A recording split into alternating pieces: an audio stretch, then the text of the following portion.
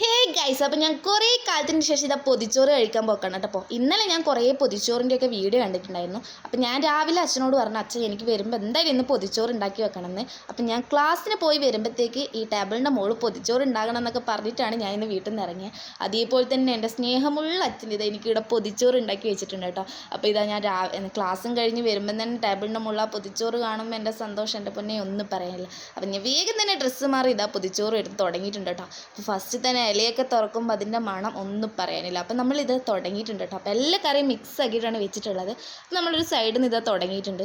അപ്പോൾ ഒരു ഉരുള ഇങ്ങെടുത്ത് വായിലേക്ക്, എൻ്റെ പൊന്നെ ആ ഉരുള അങ്ങ് എത്തുമ്പോഴേക്ക് എന്നാ ടേസ്റ്റ് ഒന്നും പറയാനില്ല കേസ്. അപ്പോൾ എൻ്റെ വായിൽ ഇങ്ങനെ വെള്ളം വരുന്നുണ്ടായിരുന്നു കേസ്. അപ്പോൾ നമ്മൾ എന്തായാലും പൊതിച്ചോറ് ആസ്വദിച്ച് കഴിച്ചിട്ടുണ്ട് കേട്ടോ.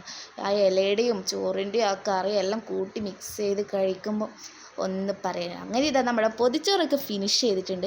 അപ്പോൾ എല്ലാവരും ഇടയ്ക്ക് പൊതിച്ചോറൊന്നൊക്കെ ഇത് കഴിച്ചു നോക്കട്ടോ. അപ്പോൾ ഇതാ ഞാൻ ഇല മടക്കി എൻ്റെ ഫുഡ് അടി കഴിഞ്ഞ് വയറ് നിറഞ്ഞ് സന്തോഷമായി. അപ്പോൾ ഇന്നത്തെ വീഡിയോ ഇത്രയുള്ളൂ. അടുത്ത വീഡിയോ ആയി കാണുന്നവരെ ഓക്കെ, ബായ്, ടാറ്റാ.